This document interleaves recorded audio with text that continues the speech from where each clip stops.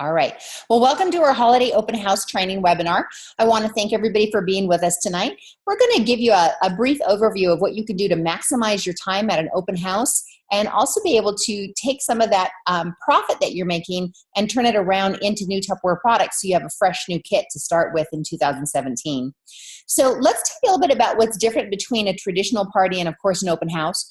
An open house is really, there's no set time. You have an open window for you to invite people to come over to your home. It can start as early as 8:30 or 9 o'clock in the morning and go as late as 5:30, 6 o'clock at night. You determine on the parameters on how long you want your open house to be. It's the neat thing about it is you can have specials throughout the whole event, just kind of like doorbuster sales when they had it like at Michael's or JCPenney's, where there are certain things on sale during certain times of the event.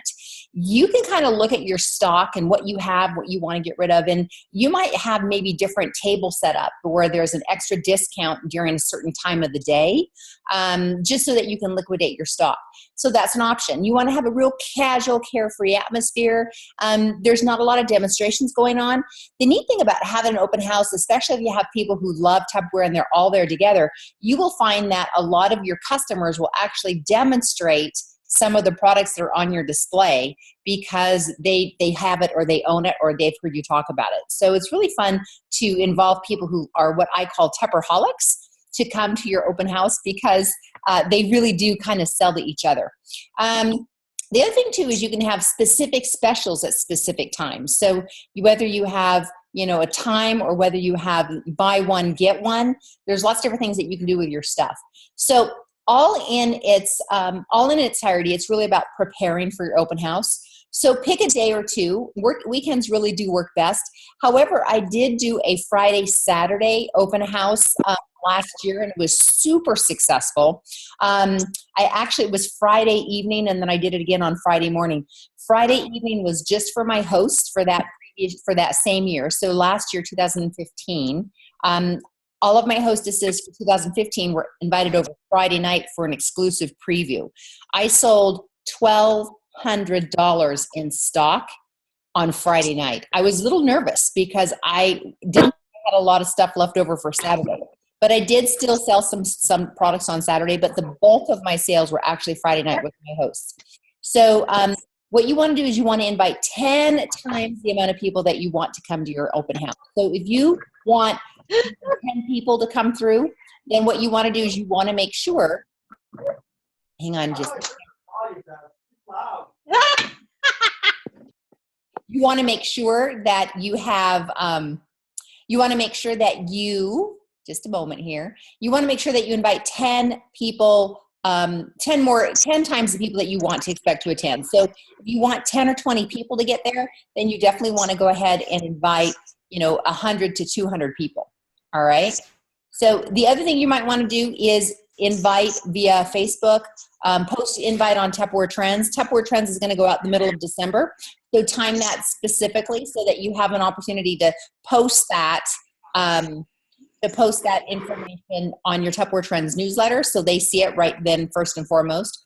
Set up a Facebook event and invite a lot of your friends and hostesses and customers to come. Mail out invitations, whether it be a postcard invitation or maybe even the mid-December flyer, okay? Again, depending on when you're having your open house, with a sticky note or some type of a quarter of a sheet of paper that talks about your open house. You want to mail those out as soon as you possibly can.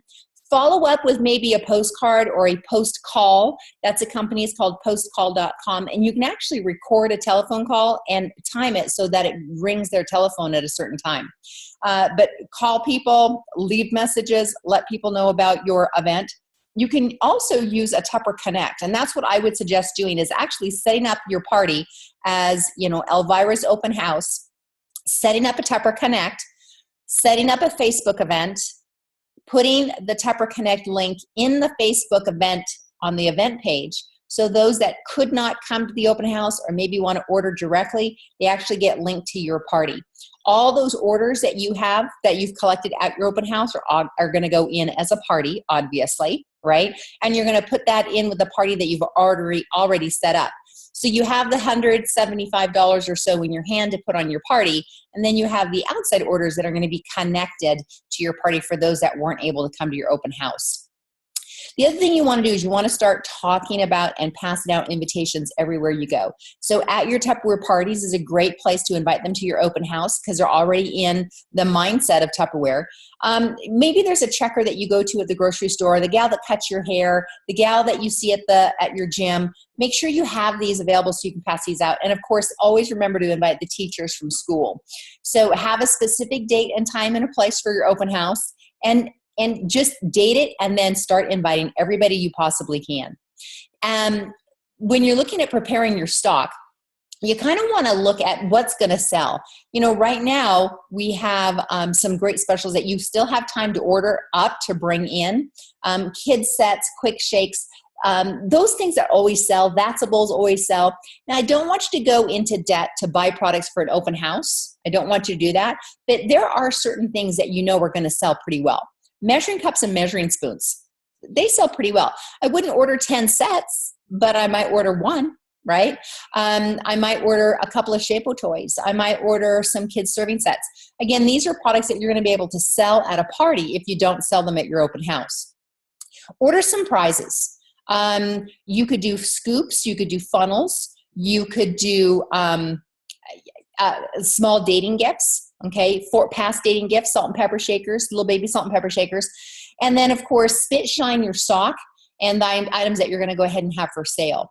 You can use shrink wrap bags to make them look really pretty if you're putting them together as a set in a big bow. If not, you can offer free shrink wrap. Have some extra shrink wrap bags and, of course, your heat gun. And then you can shrink wrap them as gifts. If they have items that they want to use as a gift, you can actually offer free gift wrapping or free shrink wrapping. And then have some color bows or ribbon, that kind of stuff that they can make their own bow and put it on their package. The other thing you want to do is you want to decorate your table to make it like a holiday open house. So pull out those holiday tablecloths, go to the dollar store and buy the red and the green and the white tablecloths and make your display look like it's Christmas and it's time to do some shopping. The other thing that I appreciate is when I go to somebody's open house or if I'm going shopping, I like to be able to know what the price is. So whether you mark each individual product with a sticker or a label, or whether you just have a piece of paper that has the list of different Tupperware products, what the retail is, okay, and then of course what the retail is, and then what the sale price is. All right. So they understand that the retail is one thing, but you're selling it at a certain price for another thing. So how do we build our attendance? Because remember, the more people you have at your open house, the more products you're going to sell. The more datings that you're going to date into the end of December and the 1st of January. Your open house really it's basically twofold. It's to sell some of your old stock, all right, so you can buy a brand new kit. But the real bottom line is to date new parties into January. So you want to make sure that you have a gift for every one of your 2016 hosts and that you have a gift for them when they date their own Tupperware party in January 2017. You may want to go ahead and, of course, encourage all the guests to bring a friend because maybe they'll get a gift or maybe they'll get something, maybe a special discount. Do some doorbuster sales like we talked about earlier. The earlier they come, the better selection, et cetera, et cetera. An example might be 2 free gifts when you shop from 9 to noon. All right. And these gifts are going to be basically tiny treasure gifts. They're going to be citrus peelers and tea bag squeezers and scoops and funnels and those kind of things. Not necessarily keychains and smidgets, by the way. Okay. And then maybe from noon to 3 p.m., you have 15% off your stock or 15% off a certain table. You decide on what percentage off. You don't want to give your Tupperware products away. All right. But you do want to make them a discount so that they feel that they're getting a good value. And do keep in mind that any of the stock that you currently have is already bought and paid for. It's just actually money sitting there on your shelf. So as long as you get the cost that you paid for it, you really are ahead of yourself. All right. Here's some other ways to build attendance. You can actually send everybody a special invitation in the mail, and it has a number between 1 and 10. And then what happens is when they come, you draw a number, Okay. And that number gets an extra 10% off their order, or an extra 15% off their order. So you could do a special number draw. You could say, let's say, you have numbers 1 through 5, and you're going to do your open house for 5 hours. All right. So every hour you draw a number, and anybody who's there with that special number gets an extra goodie out of the basket. All right. Your 2016 host, if they have over a $500 party, you could offer them any one item on your stock for 50% off. All right. Best friend discount's always kind of fun. Bring your best friend, and you each get 25% off one item in stock. You, again, can determine what the percentages are on these. Okay. Here's another way to kind of build your sales, because remember, you want to be selling Tupperware products out of the catalog too, and out of the sales flyer. You can't possibly have all the stuff they want or need at your open house on display. So make it easy for them to shop with you at your open house. So maybe take 5% off every an item that they buy out of your stock when they purchase out of the catalog. Maybe for every product that they purchase out of the catalog, up to 5 items, they get 5% off. You know, it's accumulative. So 5, 10, 15, up to 25% off any one item that you have on your display. So other ways that you can build incentive sales is, of course, pushing your purchase with purchase. Okay, because we always have our purchase with purchase. And of course, having items on display that you're not selling, okay, that are just for display, so they have an idea of some of the products that they may want to add to their wish list. Datings are always really important too to get at your open house. So make sure that you have the current sales flyers and the current catalog, and you have the host gift special on display, or you at least have a blown up picture of it, so that you can and actually have that in a different area of the room. I always have my open house products in one room, and then I have my display products on the whole opposite side of the kitchen. And so I have my host gift specials. I have products that are going to be featured on sale in January. I have my dating tree, okay, which is my small Christmas tree that I put keychains and other tiny treasures on. And then what I do is I offer them an opportunity to pick a date into January, and they get an extra gift. Now, one of the things you can do too is make sure that you're offering demonstrations all the way through the end of the year into the first week of January. You can still do candy making classes in January. You can still do cookie exchanges in January. You can still do ornament exchanges after Christmas. Most people have their tree up until until what, January 12th or whatever date that is. If you're somebody like me, usually stays up till February 14th until we end up taking it down. So, it's okay to offer some of these holiday themes throughout the rest of December into the first week or two of January. The other thing too is people are going to be looking for ways to make extra money. So make sure that you have your sponsoring information out. Make sure you have your say yes offers and information about selling Tupperware out on display. This is the time of year where people are like, oh my gosh, I've overextended myself once again, and it's going to take me until next year to pay off my Christmas card debt. Christmas credit card debt. Y'all know what I meant, right? But your Christmas debt. And so give them an opportunity to sign up and say yes. Give them an opportunity to start fresh in the new year with a new business. The other thing too is people they feel more refreshed when they have something in their hand. And they feel more comfortable if they have something to sip on. So what do you have that you can serve? Hot apple cider, coffee, punch. Maybe you have, maybe you already did a cookie exchange and you're having all these cookies out. Maybe you're making things. Maybe you're doing like a 2-minute fudge class, or maybe you're doing a chocolate truffles class, or maybe you're doing a death by chocolate class, or whatever you decide to do. And what you can do is you can have that at a certain time. So let's say your open house is from 9 until 2:30 in the afternoon. Let's just say that.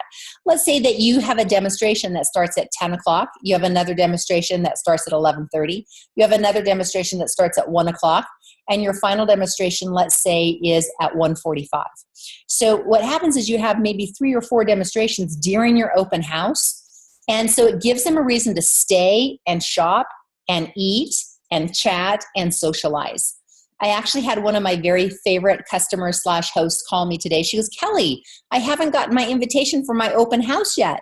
And I said, oh, Bobby, I haven't sent them out yet. She goes, because it's just not about the Tupperware. It's about coming to your open house. It's a yearly tradition, she said. And I said, oh my gosh, I did not realize that my holiday open house has become a tradition for so many people. And I thought, oh my gosh, what a compliment that is. And that's what I want you to be thinking about, is make your holiday open house that time where everybody wants to come, okay? That they want to come and see you. They want to come and have some gourmet coffee. They want to come and get the recipe of the month, whatever it is. So make it really inviting. So during the slow times, because we always have slow times, is, call those individuals that maybe haven't shown up yet, that said that they were going to come, but maybe they hadn't come yet. Leave them a spirited message. Of course, prepare any of your mailouts for customers and hostesses that you're having in January, because you want to be able to get these out in the mail as soon as you can. And then, of course, this is the time that you can wrap your own Christmas presents, address your holiday cards, do your own holiday candy making if you need to, or better yet, do it with the audience, give them a little bit of pieces to take home or to sample, and then you keep the rest for your holiday gift exchange. Every single year, I want you to remember, it gets better and better and better and better. So start talking now about your next year's open house, all right? The other thing, too, is what you want to do is take the money that you're making off this open house, because you'll make, depending on how much stock you have, you can make $100, $200, $300, $800. Take that commission, take that money, and reinvest it into new products. So what I like to do at the very end of the year, after I know I'm done holding parties and it gives me enough time to order my new kit, I actually sell my kit. I put it all out and I mark it scratch and dent. It's usually about 50% off. So every year I start with a new stack cooker. Every year I start with a new Power Chef. Every year I start with anything that has a tendency to get scratched up, okay, or get marred. I take that open house money and I buy a brand new kit. And so when I start my parties in January of 2017, I have all brand new Tupperware. It is the coolest thing. It's like starting over. So think about investing the money that you're making off your open house and creating a new, maybe you want to buy a new stack cooker, or maybe you want to buy a pressure cooker. Maybe you want to change your whole demonstration for 2017. That would be the time to do so. So I'm going to post this PowerPoint along with some other cool files to our Facebook group. You're going to see that under files, under the Best Tupperware Team in the West, the group. And I want to thank you all for being there. I'm going to shut the recording off now.